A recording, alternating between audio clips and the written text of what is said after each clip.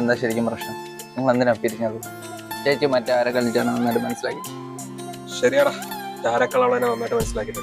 ഇപ്പോഴും നിങ്ങൾക്കിടെ സ്നേഹമുണ്ട്. പക്ഷെ എൻ്റെ അവളുടെ കരിയറിനത് പ്രശ്നമാവെന്ന് വിചാരിച്ചപ്പോഴാണ് നിങ്ങൾ ഇഷ്ടമൊക്കെ വേണ്ടാന്ന് വെച്ചത്. അല്ലാതെ ഇഷ്ടമായിട്ടൊന്നുമല്ല. കണ്ടു തമ്മിൽ ഒന്നു കണ്ടു,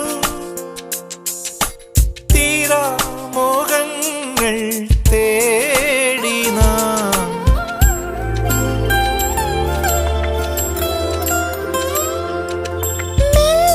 സ്വപ്നം പൂവണിഞ്ഞു,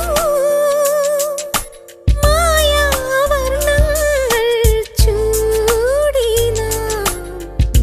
ആവർണമാകവേ വാർമഴവില്ലു പോ മായുന്നുവോ മത്സഖീ.